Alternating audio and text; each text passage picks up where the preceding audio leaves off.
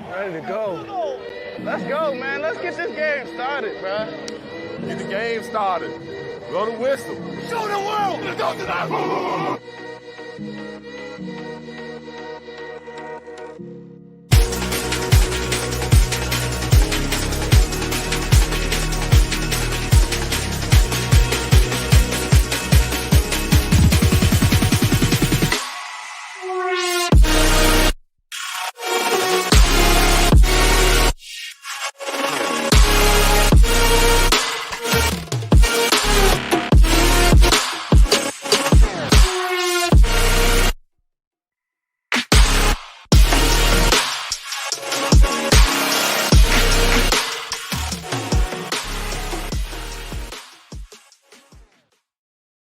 What is up, everybody? Welcome into another episode of The Cut. I'm your host, Christian Williams, and I am here with Randy Hall. Randy, how are you, dude?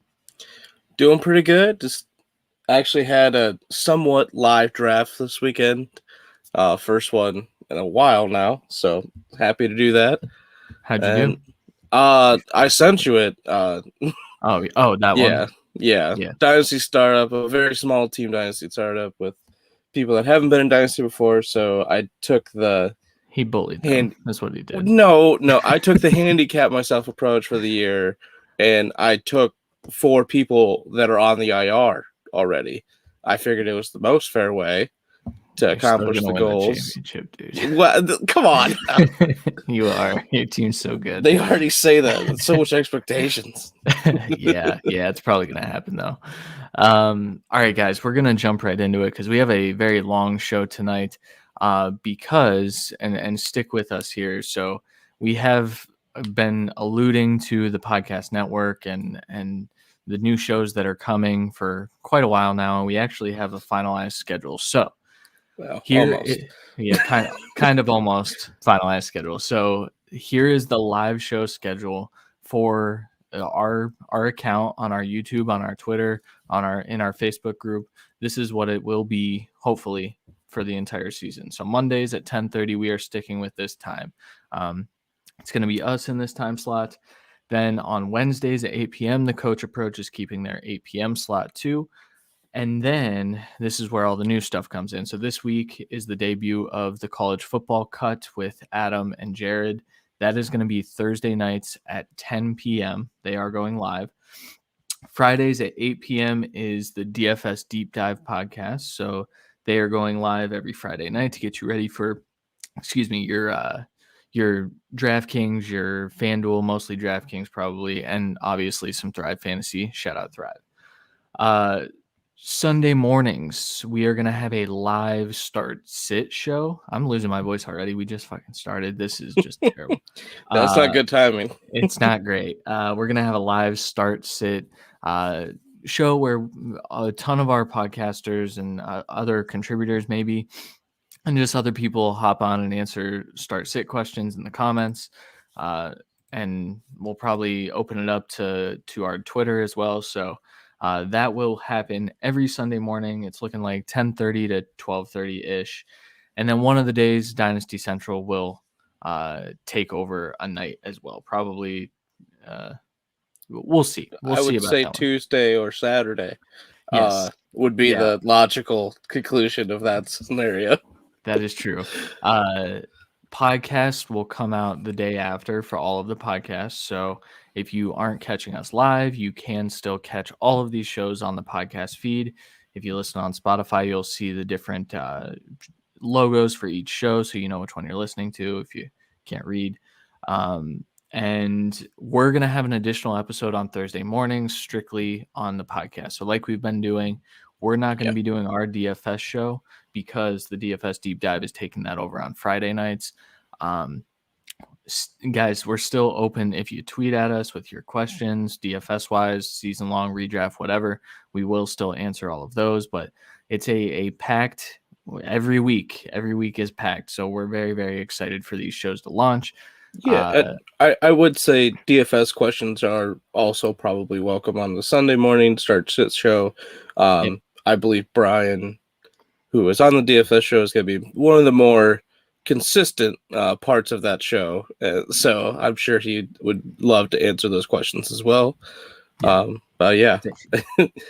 Yeah. And then outside of all the video and podcast content, we'll have our weekly rankings up at thecutffb.com. So if you go to thecutffb.com/rankings, you will see each week we'll have them updated.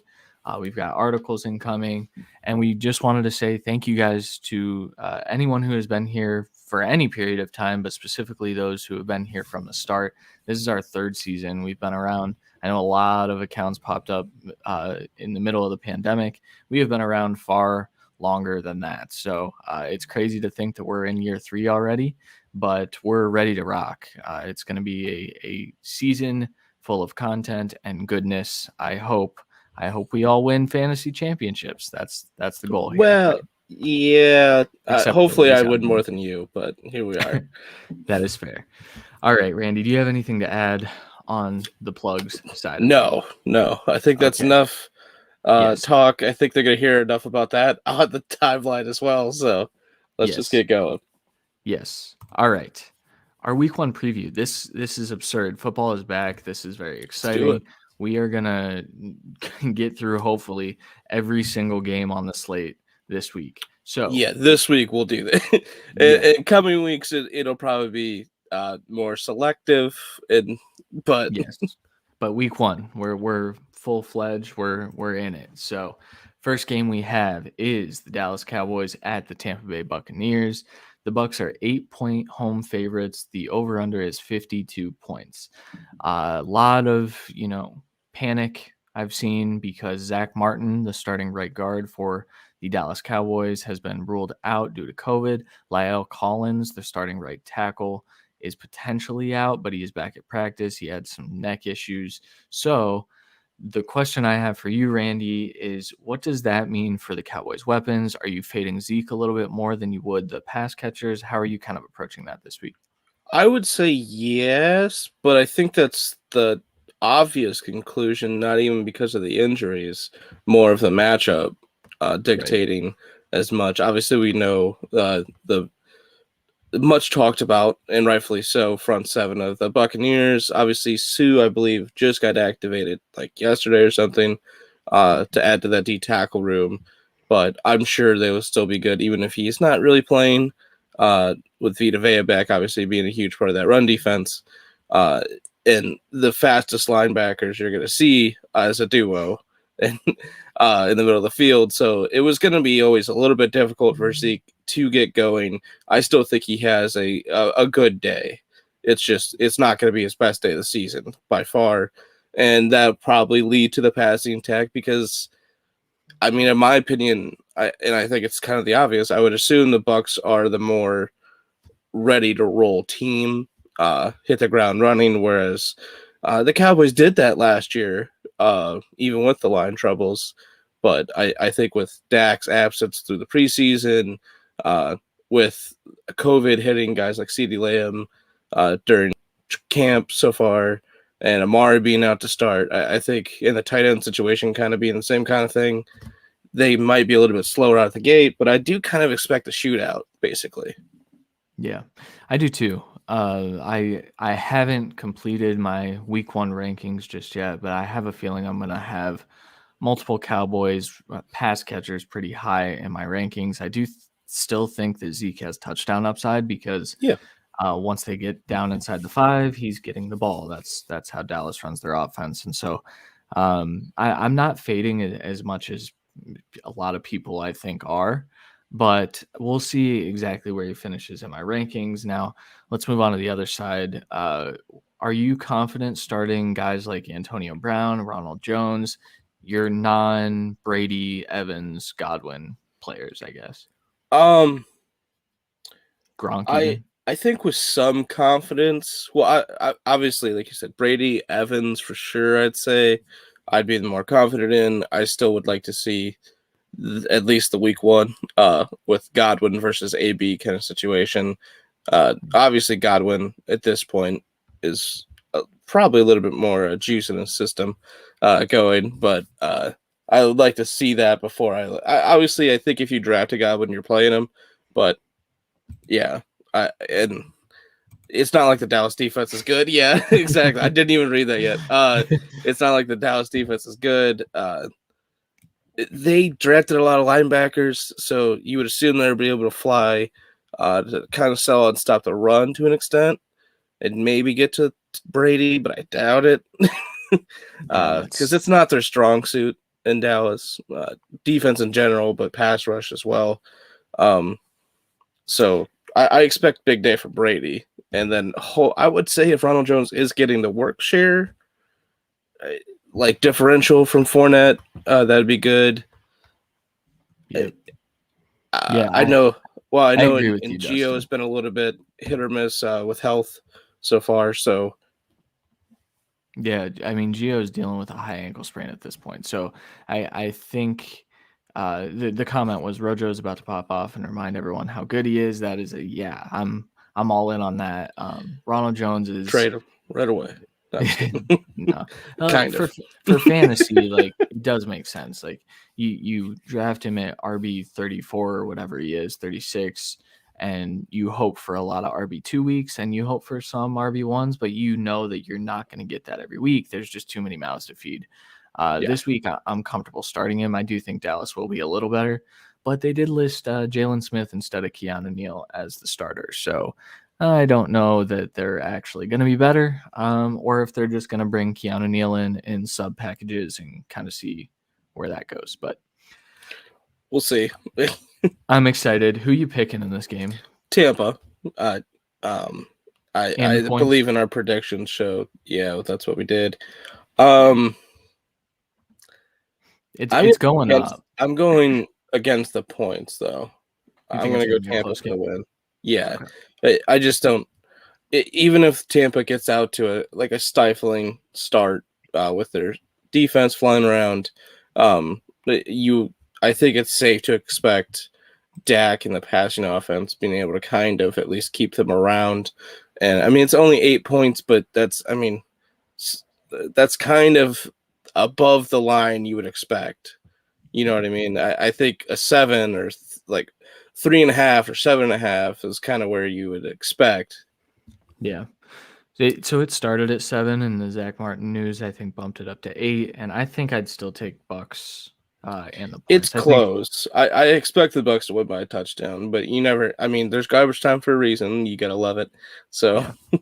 Backdoor covers, gotta love them. All right, next game on the docket: Seattle Seahawks are going to Indianapolis to play the Carson Wentz-led Colts. So obviously, a new quarterback in Indy. He is a go. It seems like. I don't think we have an official stance yet, but that's kind of expected. Yeah, I mean, it's also smart not to officially name him the starter so that they don't have as much time to prepare. But with that being said, if Carson Wentz is a go, are you kind of just waiting and seeing with these Colts wide receivers? Are you comfortable flexing one or two of them? How are you approaching it? I would have to look at my entire team matchups to say I'd be comfortable flexing. It's not like Seattle secondary is anything to be scared of by any means. But in that respect, who is it going to be between Pittman and Paris to that kind of argument? T.Y. obviously not there. Pascal, I don't really care. Tight ends, it's a room of 3 or 4 guys that no one knows really who's going to pop off.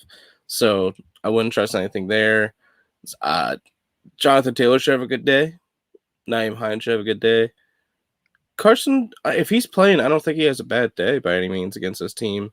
But it could be a more slow, run-heavy, grinded-out type of game that a lot of people would want to see early to start fantasy. Yeah. Well, I also think the Colts have some issues on their offensive line at this point, and I think that's actually more pass blocking issues than they have run blocking issues. So I'm with you. Stay away from Colts not named Taylor or Hines. Yeah, I mean, kind of what I said. that pretty much sums it up. I mean, I'm the same way. I think I'm gonna fade those wide receivers until we see who establishes as the target getter. If I had to play one, if we're talking our DFS show or something, it'd probably be Paris. If we get a full, clean bill of health kind of thing, just because if Carson is the starter or it's the backups, the quicker passes, I guess I'd be more comfortable with. Yeah. I will say too, I was listening to the Athletic Football Show the other day. They were talking through the Seahawks and how they really feel about Darrell Taylor, who was their second round pick last year. He missed the season. I was super high on him coming out. He was like a top 6 or 7 edge rusher for me. But then I started to fade him because he missed the season. That's what people call an IDP face planner or whatever. I don't know. Face planner doesn't make sense to me, but he looked really, really good in the preseason. And so I do think that pass rush is going to be sneaky good. And I think they're comfortable with their pass rush. They have to be with how bad their secondary is outside of Jamal Adams. So, yeah. Seahawks, they have a new look offense. I've been tweeting a little bit about this. And new look in that it literally will just look different. It's not going to be like they don't have a ton of new personnel. They don't have they really didn't add anyone. Gerald Everett did step into this what I assume will be the starting tight end role, what everyone assumes.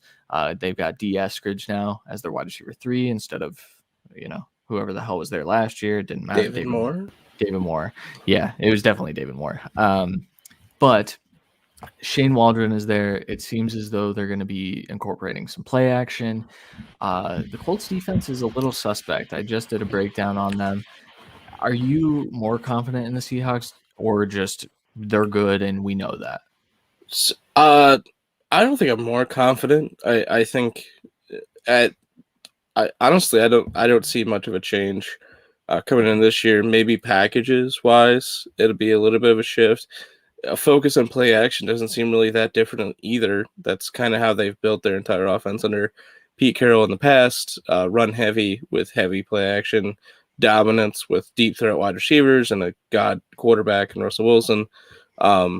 There's a good chance they try and do the let Russ cook early thing as well to try to throw off the Colts here. But I know like the Colts like secondary isn't really anything to care about, but they focused, much like the Bills, they focused on their pass rush in the draft early. Their linebackers are generally solid, I would say. So I wouldn't I'm not like overestimating what they could be, but I wouldn't say like Carson should have like 170 yards or anything like that. I think they'll be able to stand up. I won't say they get a lot of sacks because it's Russell Wilson. Even if you get to him, doesn't mean anything. So.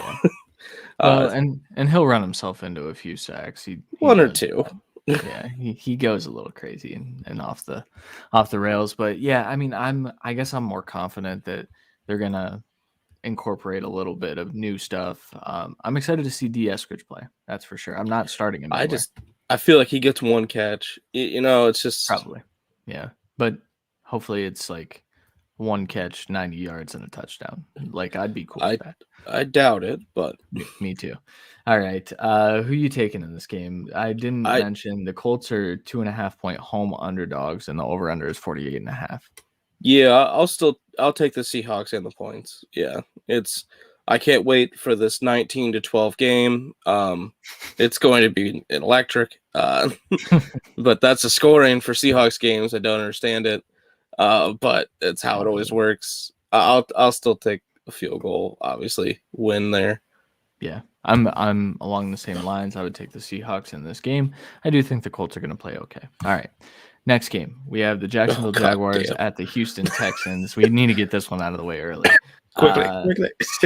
So the Texans are 3-point home underdogs, and the over/under is 44.5. If Houston Texans, Tyrod Taylor is officially starting. Brandon Cooks end of list, right? Like that's the only guy you're comfortable starting. That's all I'd be comfortable starting, yeah. And it's a good watch the stat line game for the Texans offense. See how involved Nico Collins is. Obviously, they kind of depleted their own wide receiver core to an extent. And then see the rushing work and passing work out of the backfield, see how that split is. Because we truly don't know. But the only thing we know is Brandon Cooks is by far the best weapon on the team and should get the lion's share of targets. He should see more than 150 targets this year with that roster. But yeah, I'd confidently start him because I do think the Texans are going to have to throw. Yeah, and we're talking a guy you drafted to be your flex. So, I mean, yeah, for sure. On the other side of the ball, I know we've gone over the Chark versus Chenault debate tons of times. The Jaguars did bring in a couple new wide receivers, or they kept Tavon Austin and not Colin Johnson, and Tyron Johnson is also there now. So we're not going to talk about that. We've already done that. We both believe Chark is probably the wide receiver one, and he should be ready to go for week 1 in this matchup against a Texans defense. It's just dog shit. It's terrible. Are you confidently starting James Robinson this week though? yeah, easy. This is all besides just our week 1 stuff. This is also a bold prediction show. I typed out originally James Robinson will be a top 10 RB1. And then I realized that that's not a fucking hot take or bold prediction, seeing as how he finished RB7 last year, so I just cut it. Yeah. Like, I think we are going to see how good James Robinson was last year, especially for this game, because it's against a terrible team, a good game script possibility. I am curious to see if he gets the same kind of level of passing work, obviously without ETN there, and Carlos Hyde not really being a passing back. So I'd like to see that kind of split, but I'm very confident starting James Robinson, who, unless you drafted this weekend, or I guess the last 2 weeks, you pretty much drafted as a late flex. So yeah, everyone who had early drafts kind of got him at a good value. So, yeah, I'm the same way. I would start him comfortably as an RB2. I don't know where he'll land in my rankings. Again, I don't have my week 1 rankings done, so I wish I did so I could reference them. But would you start Trevor Lawrence in this game? Probably not, but it just depends, because like if you're like me and maybe you didn't get Tannehill, and maybe like maybe you drafted like Lawrence and like Tua, I think I'd probably pick Lawrence over Tua this week, just because of the matchup reasons. But even though they're playing the terrible Texans, What a nickname! Yeah, I mean, logic would dictate that they should be ahead early and often, which would lead to less passing in the second half. So he probably will have a middling quarterback 2 week. It's interesting. Okay. Yeah, I don't know how I feel about it yet. I think I'd be comfortable starting him. Well, it's like if it was like the Bucks versus the Texans, we'd be like, okay, Brady top 5 this week. I don't see that for like I don't see them scoring 4 touchdowns in the first quarter, kind of like that offense could. That's where I'm at. Yeah, no, I'm with you there. We're both taking the Jaguars. Right? Yeah, that's not even a question. Yeah, okay. Sounds good. All right, next game on the docket is the Philadelphia Eagles at the Atlanta Falcons. The Falcons are actually 3.5-point favorites in this game, and the over-under is 48.5. The Falcons defense, a lot of people trash how bad they were last year. They really weren't DVOA-wise, but total yardage-wise, like, yeah, they were pretty bad. Is Jalen Hurts a QB1 lock this week against the Falcons? I won't say lock, just because we don't have our rankings done yet. But it's right on that border at worst, I'd say. It's a game where I don't think either team really gets out to a big lead. I don't think either team has explosive offenses to an extent. Like, the Falcons have the potential. I just don't see it happening this week. And Ridley should have a good week. I would start most Falcons, I'd say, and I'd start Hurts, and probably Sanders, but I don't think I'd start.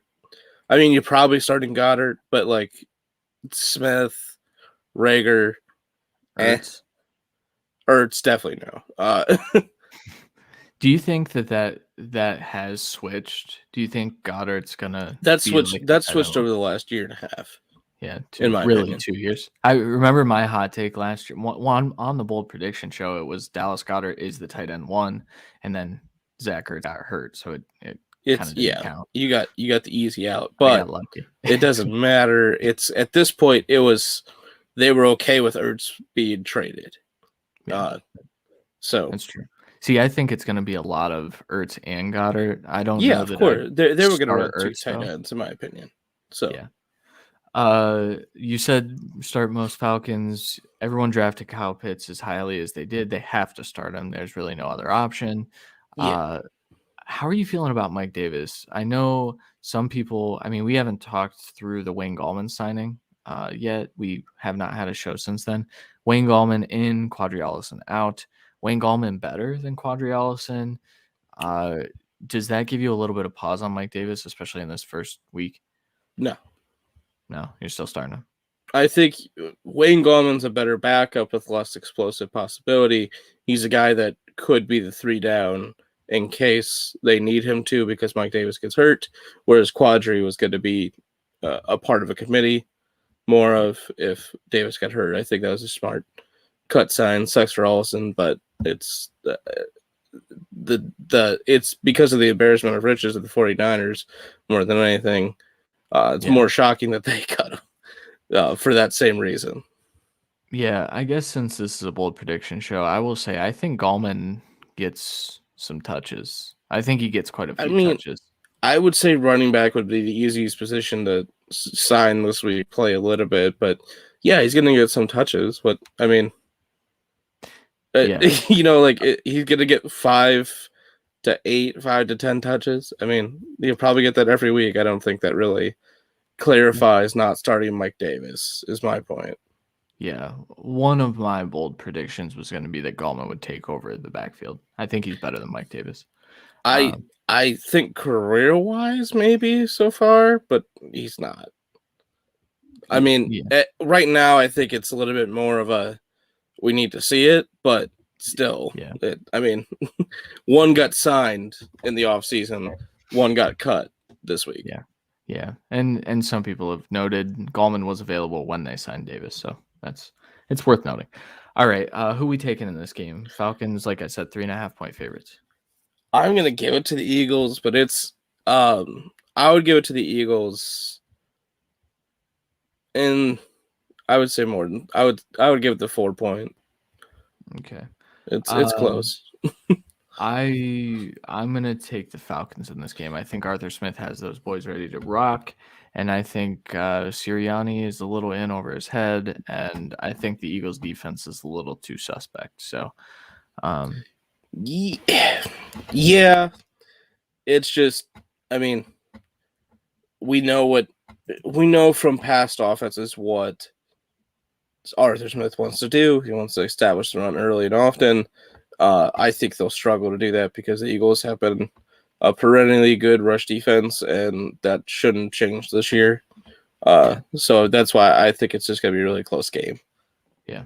It should be actually a decent one, especially for fantasy. So, all right, next game on the docket. The Los Angeles Chargers are going to Washington to play the football team. Football team is 1-point home underdogs, and the over-under is 44.5. Justin Herbert follows up his Rookie of the Year campaign against one of the best defensive fronts in football. Are you fading Herbert this week? Slightly. I think it's not like he was like top 5 every week.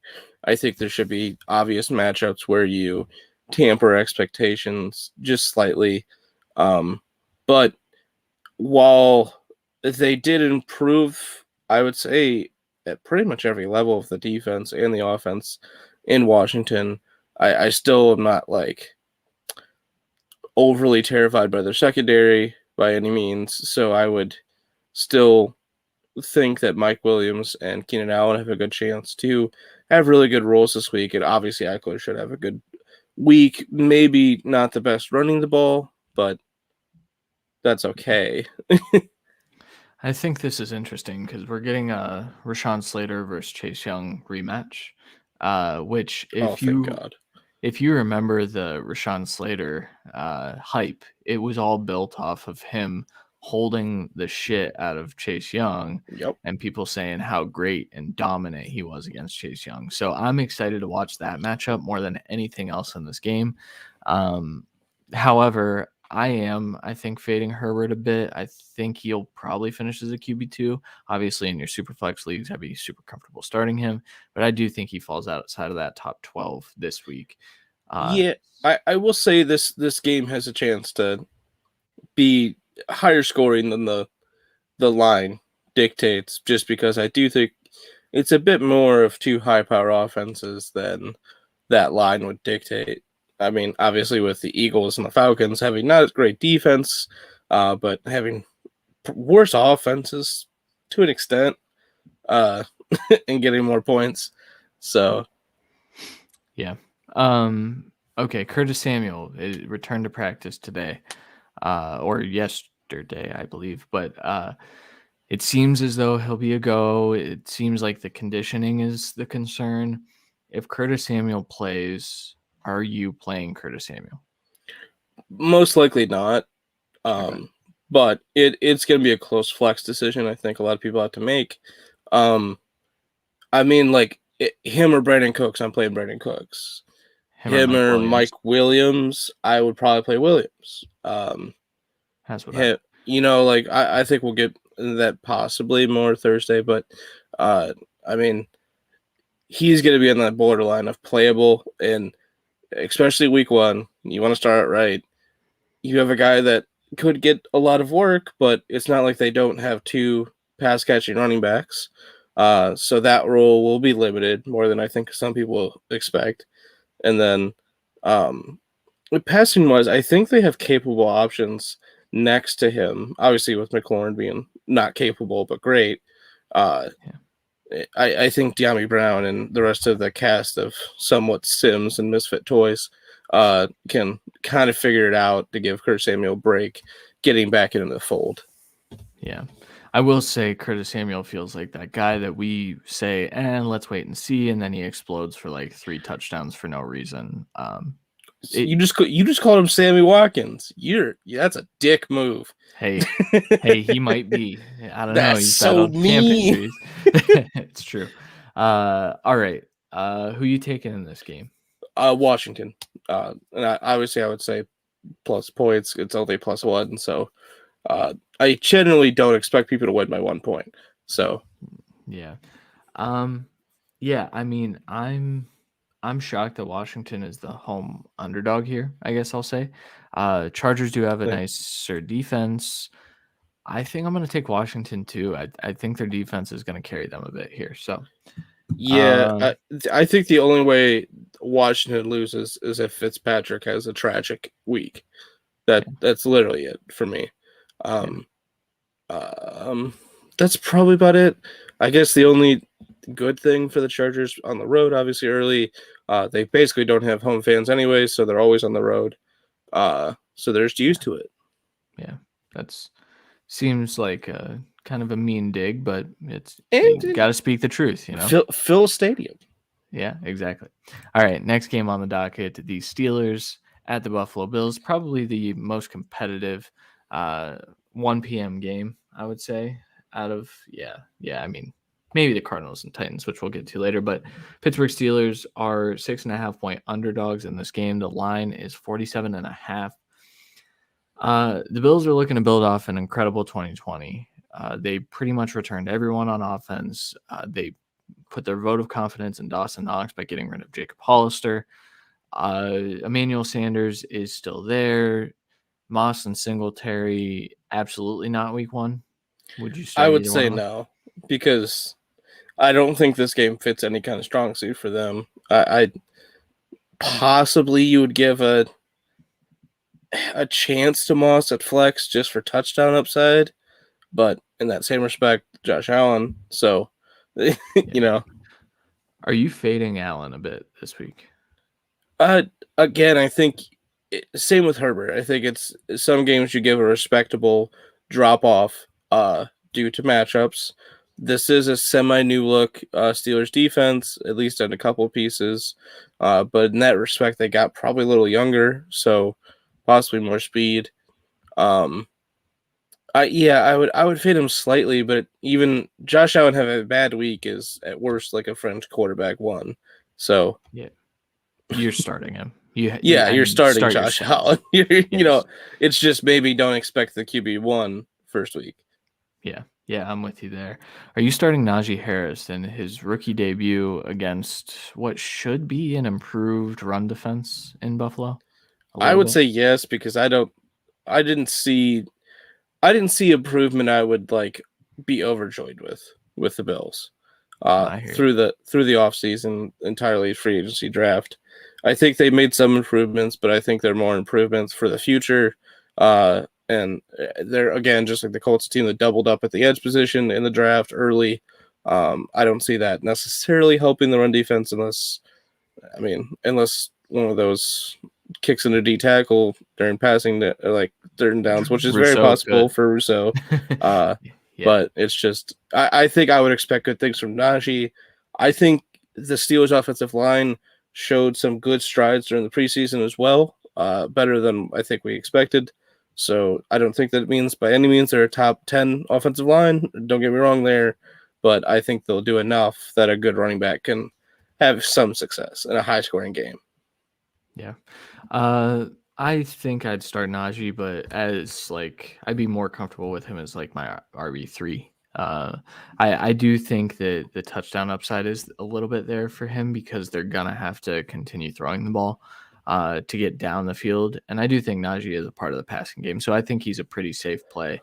Like I said, I'd just be more comfortable if I had options ahead of him. And I will say, too, they doubled up at the edge position, and neither of those guys are even starters because they still had pretty decent edge rushers. Rousseau was more of a project, and Boogie Basham a little bit of a project as well, but not as much. He should contribute. Who are you picking in this game? I believe in our record predictions. I picked the Bills. I'll stick with that, especially for week one. I would hope the draft additions as well as their veterans allow them some ability to get to the quarterback, which is, I would say, their greatest downfall as a defense last year. So hopefully they can do that this week against a pretty immobile quarterback in Big Ben. I mean, he's got some, but yeah. Really quick, we'll interrupt this programming for Ryan's question here. Who do you think won this trade? I traded DK Metcalf and Kenny Golladay for Justin Jefferson and Robert Woods. You. Yeah, you won. Congrats. You got 2 wide receiver ones for a wide receiver 1 and a wide receiver 3. 2? 3? I mean, just right there, I think that says it all. Yeah, that's good trade. Good job, Ryan. You did good. I am taking. I think the Bills win, but I think it's a close game, so I would take the Steelers for the points. I think safety-wise, I would. And I do think that they hit the over in this game. I don't think that either defense is that great, and I do think both offenses are pretty great. So I think both could be top 10 defenses easily this year, but I don't see it as like a jump start to week 1 type deal. Yeah, for sure. All right, next game we have here, the San Francisco 49ers at the Detroit Lions. The Lions are 7-point home underdogs, and the over-under is just 45 points. There's a little bit of ambiguity on the 49ers quarterback situation. We heard that Trey Lance had a bone chip in his finger, and then we never heard a damn thing after that, which seems like it was crafted purposely so that the Lions wouldn't prepare as much for Trey Lance. How much of Trey Lance do you think we'll see? A very limited amount. I don't think the 49ers are even needing to give that much respect to the Lions that they have to play tricks on who's going to start quarterback. I think it's Jimmy G. I think they're going to win easy because they're going to dominate. The Lions team's not good, top to bottom. That's just how it is. Yeah. And I am the Lions truther, evidently, on this podcast, and I am with you. I just don't think that Shanahan's going to show his hand too much on the Lance stuff. No. He doesn't need to in this game, especially. Like, he might get a series or two because he did that, thinking back, like, when they had Kaepernick and Alex Smith. Like, he did that with Kaepernick a bit before Kaepernick took over. But I just don't see it happening too much this week. I would say there's a good chance Trey Lance plays an entire quarter. Yeah. At the fourth quarter mop-up duty? Yeah. Is what you're saying? That's my point. Like, this is going to be bad. It's going to be a bad start for the Lions. I don't think it's going to be that bad. Like, I think it's going to be a 2-touchdown game, probably. Yeah, I mean, but a 2-touchdown game can feel like you have no chance. For sure. But I don't know. Do you think they bring in Lance with a 14-point lead in the fourth? Because I don't. I mean, they might. Shanahan's fucking crazy. He does weird shit. But again, you can be up 14 points and have the time of possession, have 175 yards rushing already, and you're just like, wow, this shit's over. Yeah. Let's just bring in the rookie just to get him some reps against a bad team. Yeah, it's not a bad idea. Speaking of bad teams, we have had bad news pretty much all training camp, but lately, the news on DeAndre Swift is that he is good. He's explosive. It looks like he's going to be ready to go for week 1. Are you still concerned that the conditioning won't be there, or are you concerned about the workload for this first week? I would expect a Green Bay Packers style workload for the running backs this week. That's not just because they signed Jamal Williams. I do expect kind of like a true 50-50 split this week. But later in the game, possibly a more heavy hand towards Swift because of being down. So I think if we're getting good reports on practice all week and he is still looking explosive, there's no setbacks, I think you should be comfortable starting him. Maybe temper expectations for just week 1 just because of injuries for preseason so far. But I think in that same respect, you temper expectations for Jamal Williams, who you drafted as kind of a handcuff but a flex option, especially early in the year. I think he still has a good chance to finish as a top 30 back this week, but definitely less of a chance to be top 15, like if Swift was barely playing. Yeah. With Jamal, I probably wouldn't even consider him a flex just because I spent all offseason talking about how good the Lions offensive line is, but compared to the 49ers defensive line, I don't think that's the case. I think they're going to get bullied a bit. Penei Sewell needs to look better than he has all training camp, which he will eventually. But position changes suck, and I think that's Nick Bosa is going to have his way with him because he's going to be lined up on his side probably primarily. So, yeah, scary business. So, but I'm good with Swift. I'm always good with Swift. I'll start Swift every week that he's healthy because I think he's catching a lot of passes. We're both taking the 49ers and the points, right? Yeah, easy. Okay. Would you hit the over or the under in this game? 45. That's a good line. But I'd go over personally. So what is that's? I mean, that's not even a. That's like an applied 38-7. I mean, no, not 30. Not +7. No, it'd be it would be like 28. Yeah, 28 to. Yeah, whatever. Either way, hard. 28-17. That doesn't make sense either. So that's why I was like, what? Either way, I would expect the points easy and over because I expect the 49ers to get at least 28 points, and I'll give some respect to the Lions to get 14, 17. I don't think their offense is going to be inept necessarily, but definitely slow starting against a defense that's returning a lot of starters.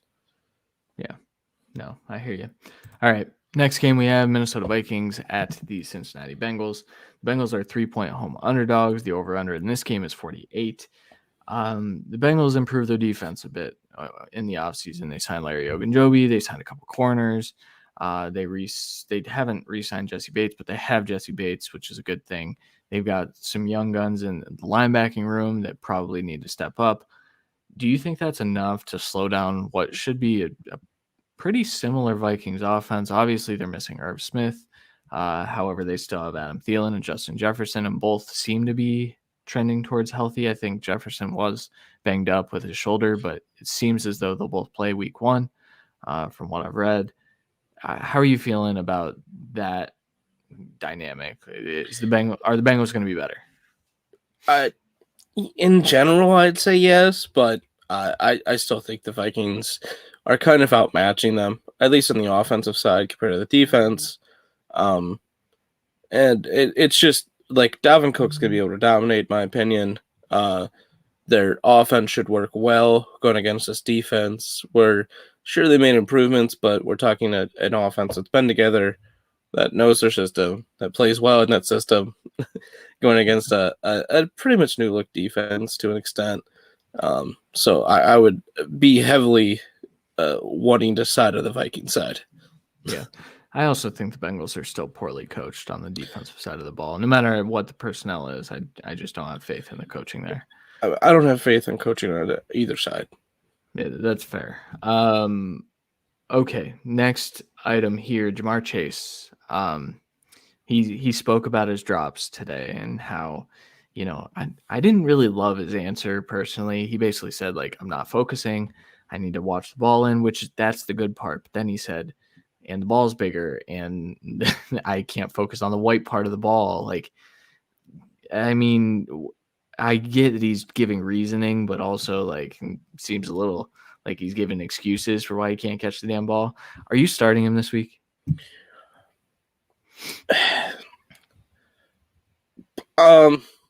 Yes and no. That's another again, like that's a flex consideration. Jeez, like would you do Curtis Samuel or Jamar Chase? I would do Jamar Chase. Going back to a tougher conversation we had earlier. So in that regard, I'd pick Chase for the upside potential. But I don't expect. I haven't expected an early just explosion from Jamar Chase. I think it's going to take him a couple games to get acclimated and going, and getting the defenses kind of off of him for a second. Because even though he is a rookie, he's highly picked. There's a good chance defenses look at him first instead of T, which I think is wrong early on. But again, if it's a good flex position, I would play him. I'm not scared of the Vikings secondary. No, I'd play him, but like you said, as a flex, if I'm going,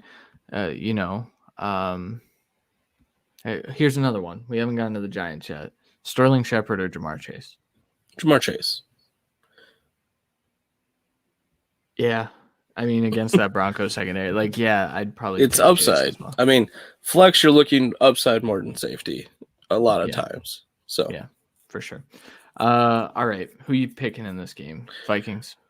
I believe I picked the Vikings. I'm going to stick with picking the Vikings. I wouldn't be shocked if Bengals have a great week and win it. But again, I am of the belief that the Bengals will be slow out of the gate with Burrow returning from injury, with Chase struggling early. With, in fairness, Mixon returning from injury as well. But I think this team will lean heavily on Mixon and T. Higgins early. And it should be a close game with the Vikings squeaking out. I mean, it's only a +3 line. I would take the points, but barely. Yeah, sounds like Vegas aligns more with you with their view on the Vikings here. Either that or they're higher on the Bengals. But I think the Vikings win this by a touchdown or more, personally. Yeah. But all right, next game, another shit game. Sorry. New York Jets at the Carolina Panthers. The Panthers are 5.5-point favorites at home. 45-point over under. Do you understand why the Panthers are 5.5-point favorites? Because I personally do not. We've seen what the coaching staff does for the Panthers. We haven't seen it from the Jets yet. That's fair, but that's why. I can tell you that right now. Do you think? I would say the Jets defense, talent wise, isn't top level, so that's not scaring people away from the Panthers offense with good coaching and good weapons. Right. So that's why. I think they're expecting explosive days from McCaffrey, from DJ Moore, from possibly Robbie Anderson, possibly Terrace Marshall early takes over has a good day, only because of Salah paying more attention to the other two. I think I would clearly pick the Panthers, and I would say that's why Vegas is just like, let's see something from the Jets. Yeah, that's fair. I can get behind it. I still think like a 3-point line would have been fair. I guess I don't see the talent discrepancy that much, especially because Panthers are still young.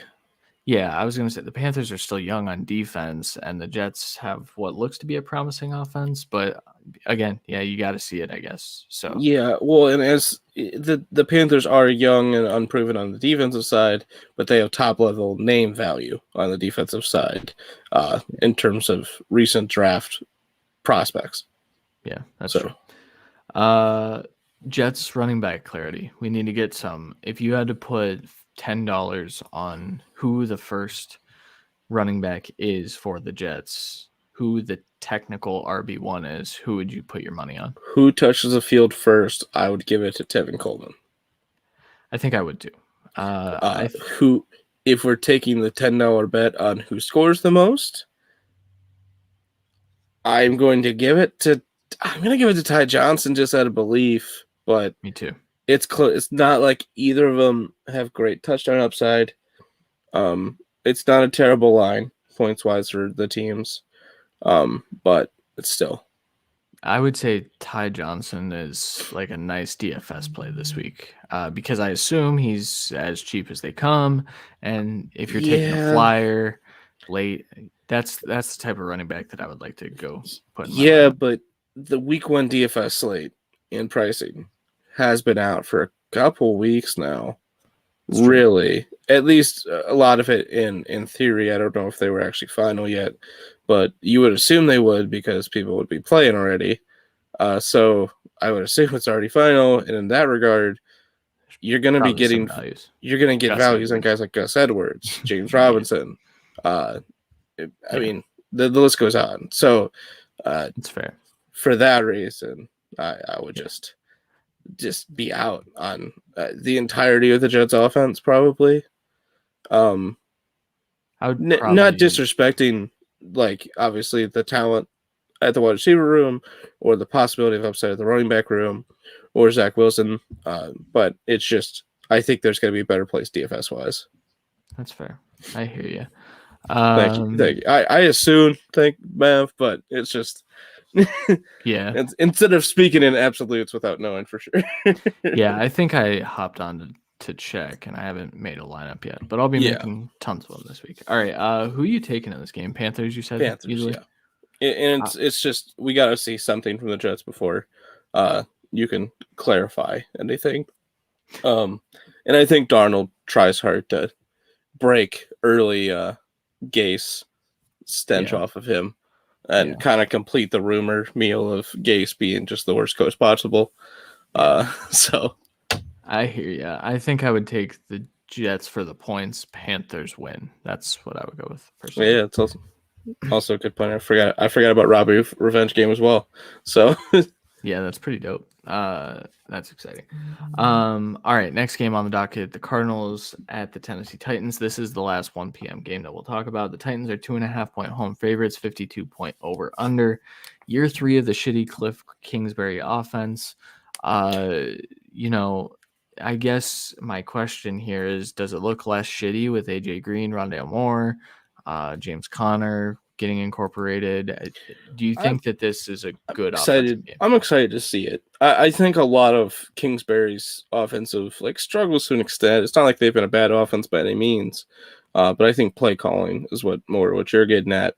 And I think he could confidently have 4 receivers on the field now, which he hasn't been able to do, and I think that has put a hamper on a little bit of what he wants to do in the game. And if he's having 4 wide receivers, I can guarantee you James Conner's not on the fucking field. So I wouldn't be as excited for him, I guess. But Chase Edmonds, I would start. If you really need an upside play for touchdown purposes, James Conner's okay, I guess, just to hope that everyone's right on the goal line touch split. But it's hit or miss there. All right. Upset Mav, special. you're picking the Cardinals over the Titans then.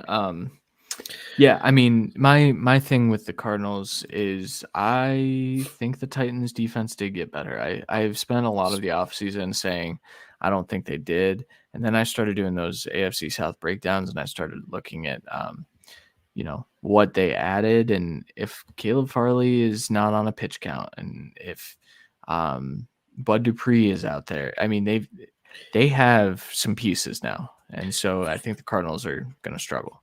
Yeah, front four wise, I think they should be solid for the Titans. Hopefully, if Farley's playing, their secondary improves, because obviously that wasn't a top level thing for them. But it's not like I don't think like their linebacking core is better. It's not like a top to bottom good defense in my opinion. So I wouldn't be wary of playing really anyone in this game necessarily. That's like the top level guys. Like obviously James Conner is a flex consideration. That's a different story. Same with Rondell Moore, Christian Kirk, AJ Green. Probably wait. Yeah. But like Hopkins, I think he's fine. Chase Edmonds, I think's fine. Kyler, obviously you're starting. Tannehill, if we get good reports about stamina coming back from being on COVID, basically, that's I mean weeks, which most likely means he had symptoms. So for that reason, I'd like to see some practice from him. But Derrick Henry should have a good day, because I'm not like overly scared of the run defense of the Cardinals. I do think the Cardinals will be able to get to the passer. If they sit the pocket for any length of time, so play action may be a little bit off the table. But that's pretty much the only scary part of the Cardinals besides maybe secondary speed, I would say. I mean, They're not like the greatest cover guys, but Buda Baker, Isaiah Simmons, Murphy Bunting. Nope, just Murphy. Murphy, thank you. Yeah, I was like, I know I got those confused for a second. Byron Murphy, thank you. So again, speed. So here's my thing. So Byron Murphy, I assume, starts on AJ Brown, right? That's kind of what we're looking at. That means yes. That or he could start on Julio. Either way, not a good matchup for him. I don't think he starts on a wide receiver. I think he plays aside. Yeah, you're probably right. The other side is going to be Marco Wilson, the 4th round pick, best known for throwing a shoe in the Florida game last year. He is a rookie. His first NFL matchup goes up against AJ Brown or Julio Jones. You hate to see it. One of them is going to feast. Maybe both of them. Probably both of them. You're comfortable starting Julio then? Yeah. I think depending on where you drafted him, which the closer we got to the season has been more high level than I would have liked for value purposes.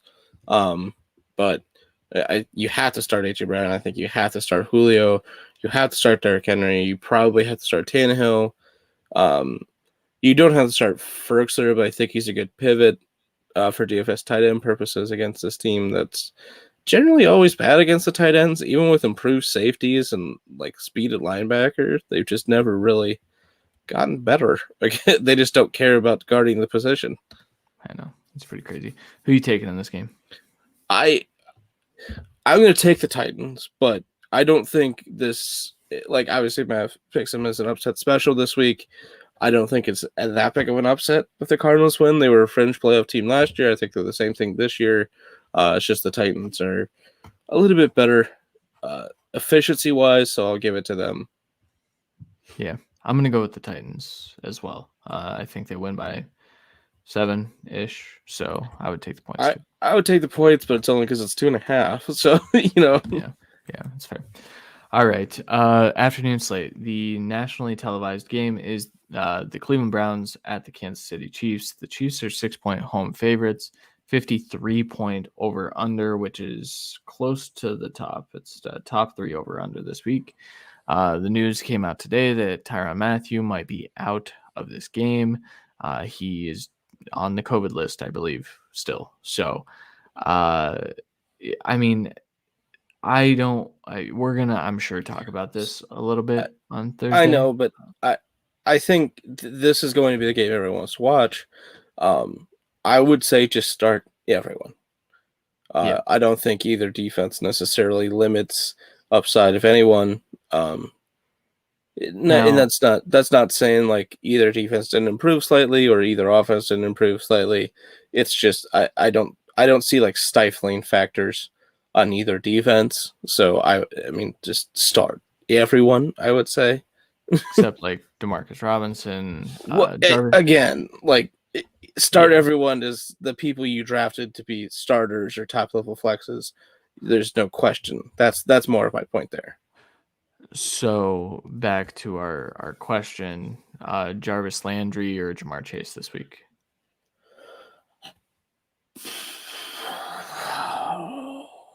That's a tough one. Safety Landry, upside Chase. Yeah, and I would even say the touchdown upside for Jarvis is still there. Even. Yeah, it's close. Yeah, so the Browns, they have their entire team healthy. Their defense, Grant Delpit and Greedy Williams have been practicing. And so you're getting what should be a marquee matchup of two playoff teams very, very early on. Yeah, like Randy said, start everyone. Kareem Hunt, yes. Baker Mayfield, I'm starting him this week. I have him as like QB 13 or 14, but I'd rather the safety of knowing that the Browns are going to put up some points, and Baker's probably going to throw for 2 or 3 touchdowns if I had to guess. So, who you picking in this game? I picked the Browns in our predictions. I'm going to keep it. Me too. This is going to be a shootout. I don't even think I'd take those points. I think this is probably a 2 to 5 point win kind of thing. I think this is a playoff game.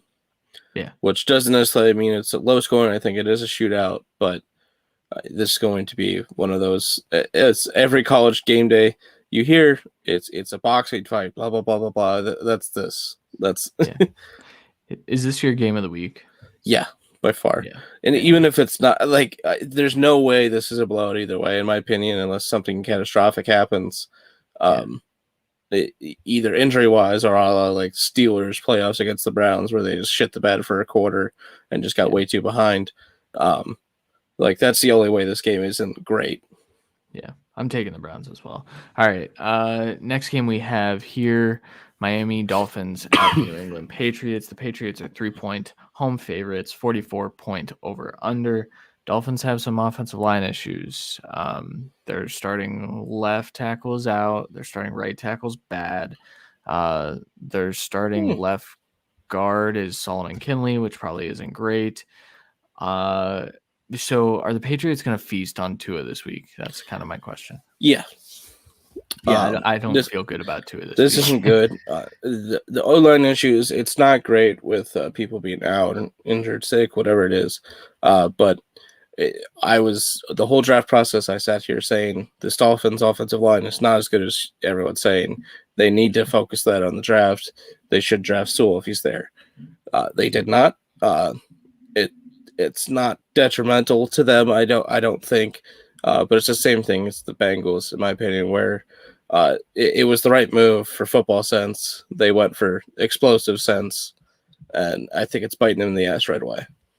Yeah, I am with you there. I think we're going to see a tough Tua game. I think the Patriots come out.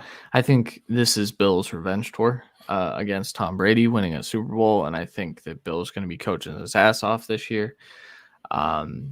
And so we mentioned the revenge tour. Mac Jones gets the start, new look offense and new look defense for the Patriots. Obviously, everything is different. Do you expect a good enough performance from Mac Jones against what should be a good Dolphins defense? Average quarterback 2 performance. I don't see 3 maybe. Possibly. Like, it's a good defense. I think he hits. I think he moves the ball well. I think they focus on running the ball because that's what they do. I think Jacoby Myers gets open. I think Jonnu can get open. Everyone else I'm still concerned about to an extent. That's not saying that Aguilar is bad or anything. I just think he's facing top-level coverage, so he's going to struggle this week. Hunter Henry, it's Hunter Henry, so we don't even know if he's going to play. But he's still, I think he's still out, right? I believe so, but it's been like he literally got like banged up, and then we haven't really heard much. That's kind of it's literally like lands. It's like, well, yeah. Matt said it'll take Mac a few games before he gets it rolling since he hasn't played with the first team. Yeah, he played a little bit with them against the Giants though, so Damian Harris plus defense will be the key in my opinion. Yeah, exactly. You're a Patriots fan too, so you're into it, Yeah, I was just the only pass catchers for the Patriots I would even consider playing would be Jonnu and Jacoby Myers as stick movers more than anything. With touchdown upside, I would give to Jonnu, but I think Damian Harris is the focal point of the offense for at least a few weeks while Mac Jones gets to it. I mean, it's not like he would. I don't think at this point, I think it's safe to say I don't think he would have played worse than Cam, at least in the passing game, because if that was the point, Cam would be the quarterback. You know what I mean? Like it was. So I'm fine with it. The defense should dominate. Patriots win. Bang. Yeah, Patriots win for me as well. So I'll take them. I don't even think this is really as close as Vegas has it out to be. And so I think the Patriots win by a touchdown or so.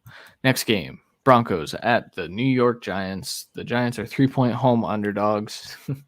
42-point over under. I'm sorry for laughing, Giants fans. However, I think that's funny that you guys have playoff aspirations but are home underdogs to Teddy Bridgewater and company. That sucks. Yep. One of the main people that I've already gotten questions about for this week is, do I start Javonte Williams? Flex, yes. Are you flexing him? Yeah, flex, yes. I think it obviously depends on your alternative options, though. Yeah, but that's would you rather that's always flex? a consideration of flex. I mean, yeah. Your lineup is dependent on other options. Would you rather flex Javonte or Ronald Jones? Oh fuck, Javonte. Upside, like touchdown upside, I think is worse, but workload possibility is possibly better. Yeah. And that's I think speaks to the uncertainty of the Tampa backfield more than the certainty of the Denver backfield. Yeah. I'm comfortable with Javonte this week, as like Randy said, as a flex. I think I'll have him in my top 36. I just don't really know where, and I don't know that he finishes as an RB2. I'll probably pivot on some of those when you guys give me alternative options, if you ask me more. Can you start any Giants at all, including Saquon? If Saquon's full go, I think you start him. First of all, yes, me and Christian have been saying one of the only defenses we care to draft in redraft leagues that you have defenses is the Broncos, especially for the early schedule. This is the start of it. So they're going to be cheap and effective at DFS. Anywhere I have them, I'm starting them this year right now. That being said, that doesn't mean fantasy upside can't be on the other side. I would only play Saquon though. Only for the uncertainty in the passing game so far. Evan Ingram being hurt. I mean, Evan Ingram hurt, and he had the best matchup, I would say, because Justin Simmons probably would have taken him, but if he didn't cover him the whole time, then he has the best matchup on the field because Galladay is going up against Surtain, I would say. And he might not even. He'll probably be on a pitch count. I mean, he'll be on a pitch count, and it's Teddy who isn't going to throw the 50-50 ball. So, for that reason, I am out on Galladay for the most part, depending on who you decide between. And then I guess Sterling Shepard I'd be okay with, but again, it's the same thing. I don't feel strong on any of them. The Denver defense is good. They're going to get to Danny Dimes early and often, who has a turnover problem. So, yeah. I'll probably rank Saquon as an RB2 this week, but obviously you start him. You drafted him. But I think that's fair. Only he could also be at a pitch count. So for that reason, it's kind of hard to justify saying that it's wrong to be an RB2 for Saquon. Yeah. Against a good defense. Yeah. Are we both taking the Broncos? Broncos, yeah. That's why it sucks that Teddy is given the job early. I've said for a while the Denver schedule early is easy. whoever the quarterback was going to look pretty good. I think the offense will look solid because of guys like Javonte and Jerry Jeudy and Cortland Sutton just kind of getting open. But yeah. Teddy's like, I do have my quarterback rankings kind of fleshed out. Teddy's like QB 16 or so. So yeah, he's gonna have a good day. All right, next game: Green Bay Packers at New Orleans Saints. The Saints are 4-point home underdogs, and the over/under here is 50 points. I just wrote here Robert Tonyan. Do you think that you can play Robert Tonyan week 1 against the Saints? Yeah. Do you confidence level scale 1 to 10? A tight end 1. Yeah, I'm with you. Jameis is debuting against a brand new defense, and when I say brand new, that means just a new scheme. Mike Pettin is out, and I can't remember who they hired off the top of my head. I'm sorry, that's bad podcasting. However, Joe Woods sounds right. But so they're in a new scheme. They got confused a lot in the preseason, and so Jameis might have a little bit easier of a day than most would project. However, weapons not all there for Jameis. Marquez Callaway will be his wide receiver 1. Are you starting Jameis in like super flex leagues, Randy? I mean, obviously at the super flex position. So it is a conversation of what other quarterbacks you have, I would say, instead of what other position players you could play. For that aspect. So I don't think it's that bad of a play at quarterback. But I don't think he's like top 15. He has the upside only because of a shootout possibility. But again, with the weapons being so kind of inept, and not really working with most of them throughout this whole preseason because of injury, I would kind of fade him to an extent. Yeah, it's like a wait and see game, I think, for Jameis. Which to an extent you kind of are doing with all other receivers, and possibly even Troutman. So I mean, the only person I would like fully be comfortable with for them is Kamara, obviously, with some flex consideration at the wide receiver position. But even then, we know who won the preseason with everyone out. I don't know if that continues fully. Yeah, we'll see. I think Callaway is a decent flex option this week, but is he getting shadowed by Jair? Probably, and so sucks. and then I don't know. So yeah, I'd probably wait and Kamara. See. Yeah, Kamara. Are we taking the Packers here? Yes. Yeah, same. All right, 2 more games, then our bold predictions, then we'll get out of here. Sunday Night Football is the Chicago Bears at the Los Angeles Rams. Rams are 7.5-point home favorites, 44-point over/under. Andy Dalton is starting. We know that. Is this the sacrificial lamb game? Do we still think that Justin Fields starts week 2? Well, I don't think Justin Fields starts week 2. Yeah, so Dalton's going to get his ass kicked. Bears are going to get their ass kicked. I struggle to say I'd be confident now in Robinson. I think Mooney, to an extent, you could be somewhat safe with as a flex option. Nothing like high upside or anything. I think Montgomery would be a flex option as well this week, just because of a strict defense he's going against. Would you rather play Monty or Javonte? Let's wait till Thursday because that's a close one. And I think that speaks to how good the Rams defense is. And I think we should say, like, it is a different defensive coordinator. So let's not like overly state how good they could be, but it's going to be some shift, but they're still going to be good. I think the focus on the Bears offense should be Montgomery. I think Dalton could have some sack and turnover issues, and that could also happen. I wouldn't be shocked if like something like that happened. They were just getting destroyed, just physically. And Dalton's getting destroyed, and Fields comes out to give him a spark. But it just doesn't seem like Nagy. It just doesn't seem like if it was Trubisky, and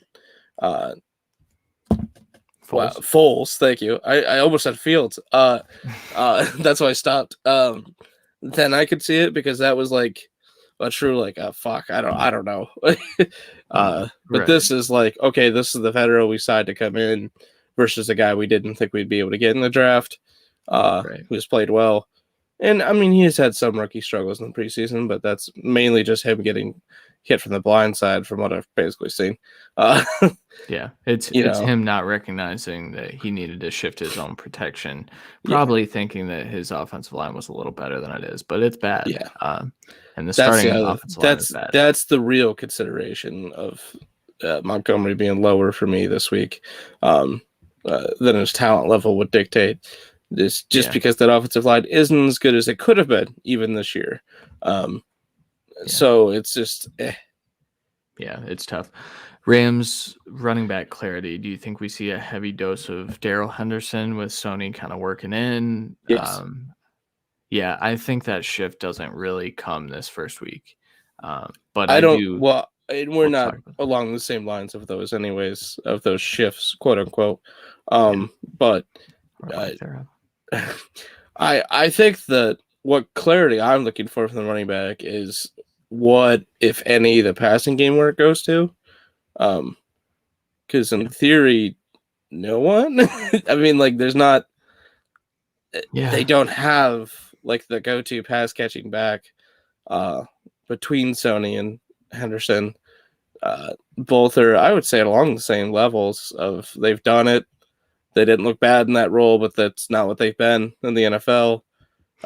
So I do think we should put a little stock into the Patriots just putting Sony on display, getting Sony some pass catching work. It's almost as if the Rams said, hey, can you throw the ball to Sony a little bit and so we can evaluate if he can catch?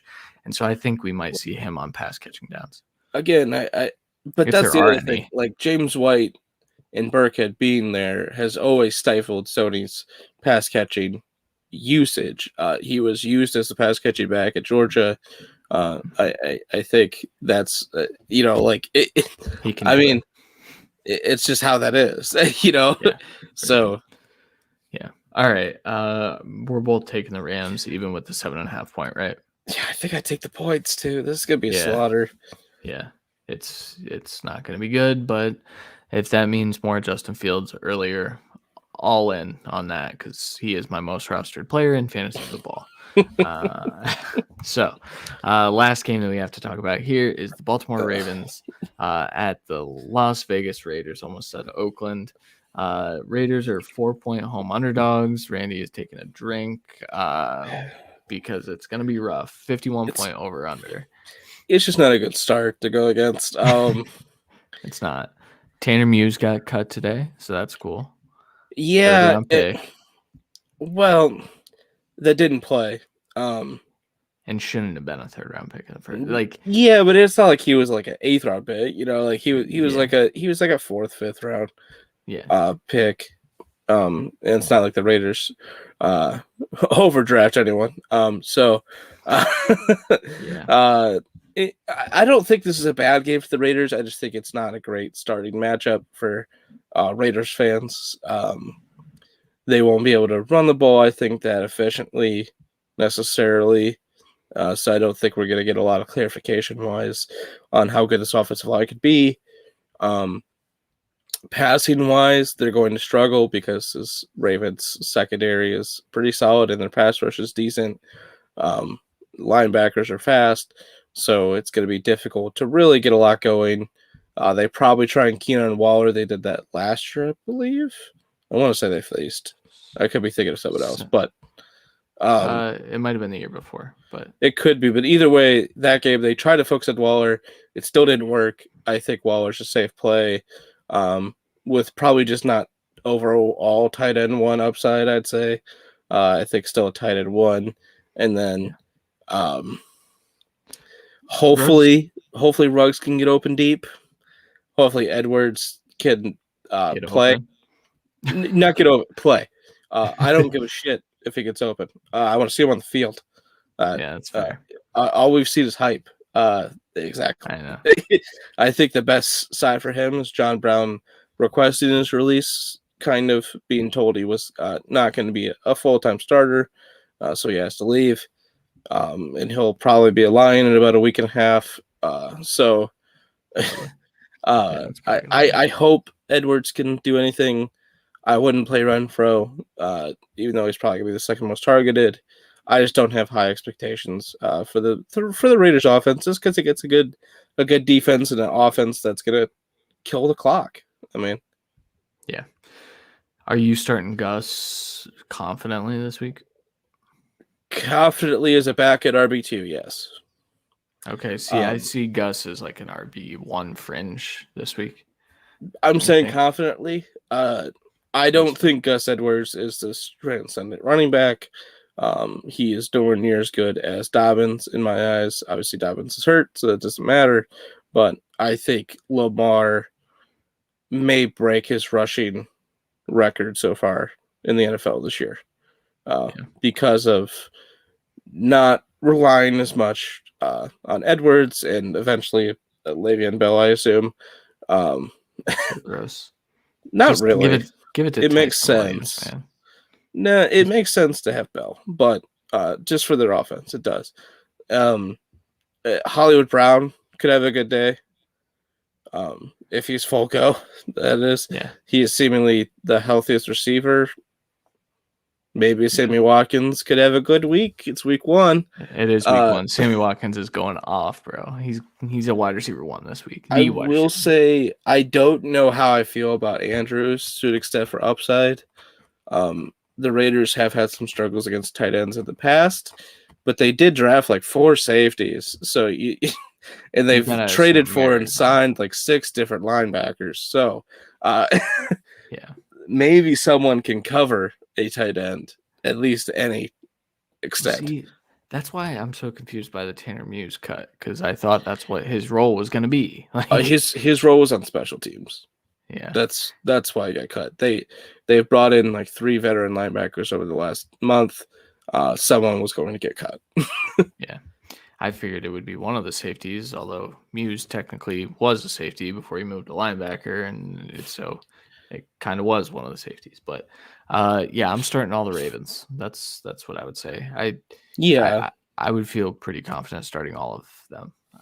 Maybe not Hollywood as much as you're confident in that, but I'm more confident in the Raiders giving up a big play. Yeah, that's fair. But I'm not as confident as Lamar hitting it. So here we are. Exactly. We're both taking the Ravens. And the Colts unfortunately. Here, right? Sorry, man.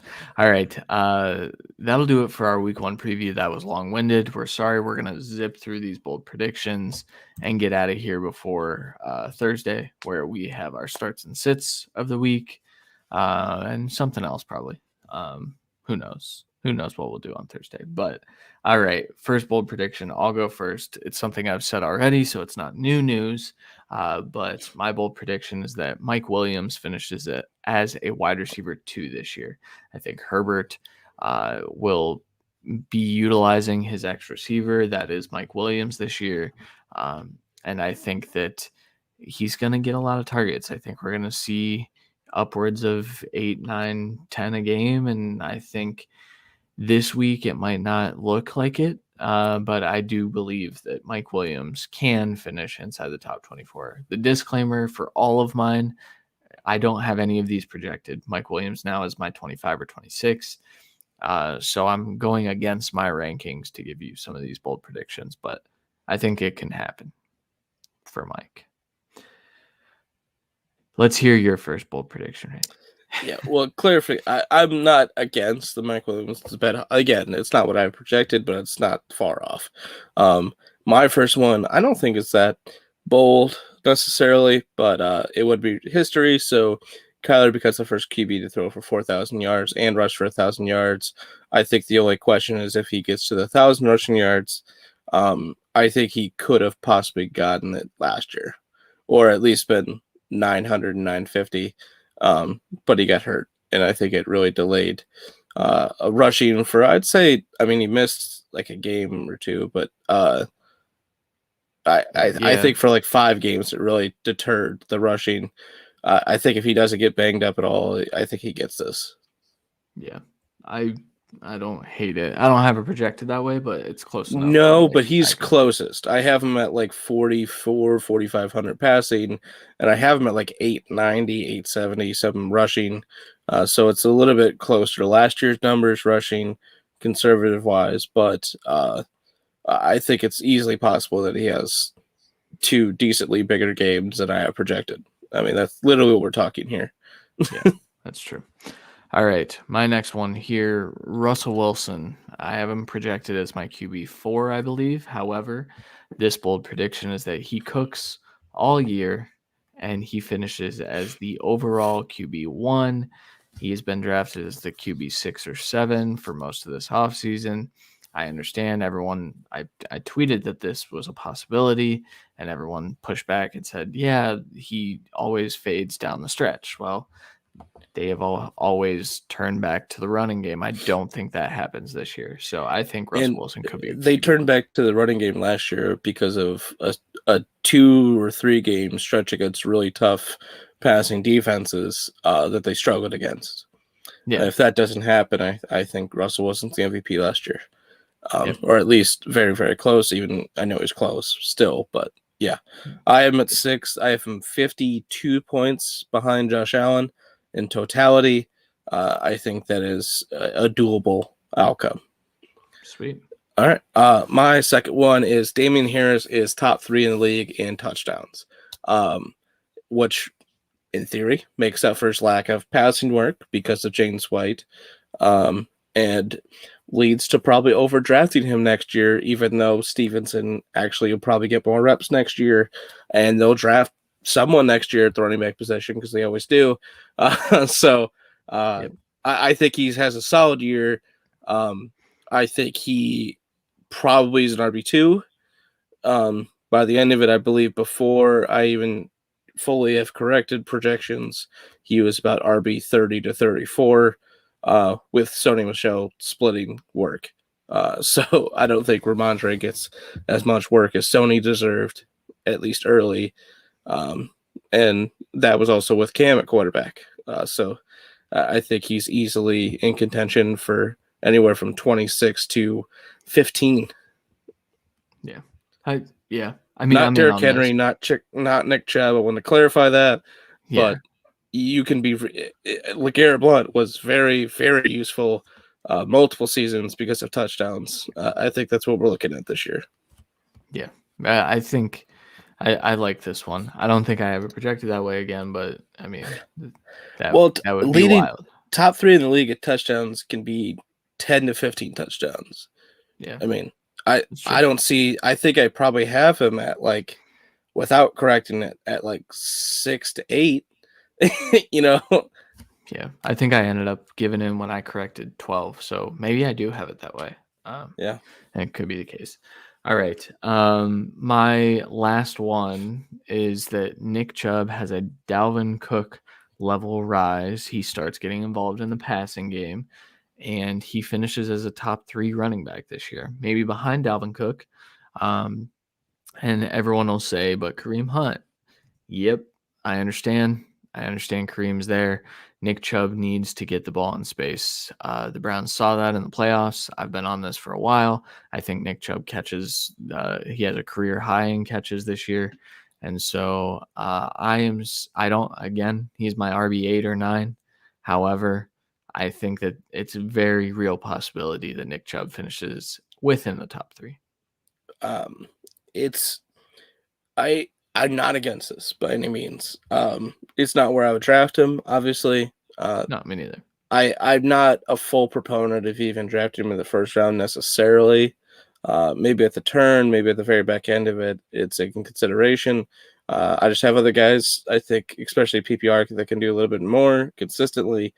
But I will say I don't understand how it's not a hot take that Nick Chubb can be the league leading rusher with Kareem Hunt, but can't be a top 5 running back with Kareem Hunt. I think that's ridiculous and atrocious, especially in a high scoring offense. I'm with you necessarily. Again, it's a bold prediction, so it doesn't have to come true, but I could see it happening. Yeah. And my last one is probably our most bold prediction, which is so weird. for what we are. But I saw a lot of people making fun of this whole Jalen Waddle is this year's Justin Jefferson articles, and Devonta Smith is this year's Justin Jefferson, not Jalen Waddle. It's like, okay, but that's going to be Amon-Ra St. Brown for me. It's a guy I had ranked close to them in the draft process, talent-wise overall. He goes to a situation. I would say that Devonta has a close to as much possibility of workload, like just getting taken, like target share wise. And I would say Devonta is clearly the wide receiver 1 for his team, where Amon-Ra still has to earn that right over the always injured Tyrell Williams. But I think there's every chance that one of Amon-Ra Tyrell Williams is a top 30 wide receiver this year, just because there's simply fucking no one else.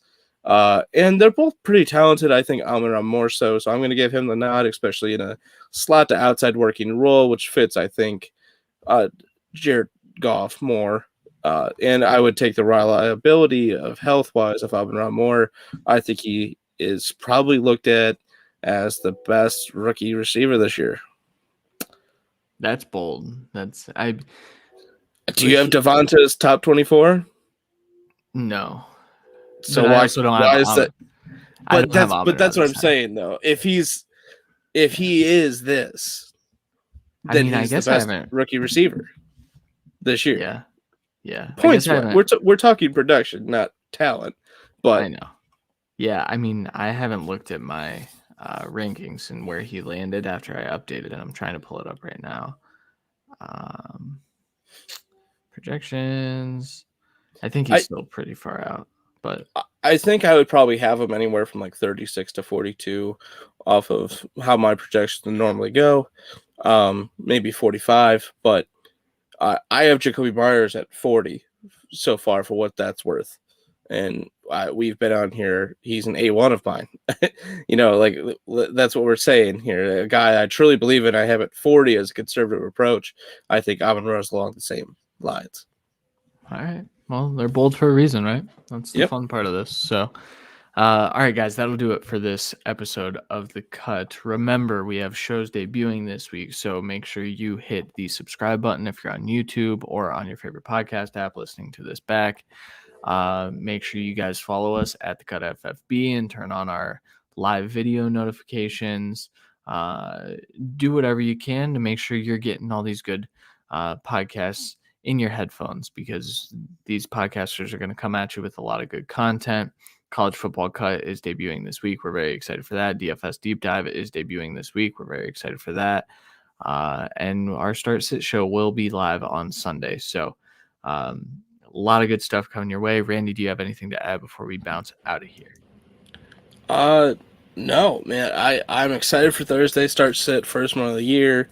And we might go more in depth on like the Thursday show. That's kind of our Thursday game. That's kind of the usual proceedings for that show. We might clarify something else or something because we kind of covered it this week. But usually expect our couple start sits at these positions for both of us. And I'm so excited for week 1. I know I will be working Sunday morning, so I will not be on that start sit live stream. But that doesn't matter. I will help as much as I can on answering questions in that, and especially sent to us on Twitter, maybe later than the show goes. But either way, this is going to be such a fun week. Yeah, it's going to be crazy. A lot of people are going to be tucking their tails between their legs a little bit, I think, with some of the takes I've seen recently, and one of them could be me. I could be eating shit this Can't week. wait for so many victory laps for no reason. So it's the same thing. Yeah, it's gonna be fun. But all right, we will be back with you guys Thursday morning on your favorite podcast app. We will be live again next Monday at 10:30 p.m. Eastern time. For Randy Hall, I am Christian Williams. We will talk to you guys later. Peace.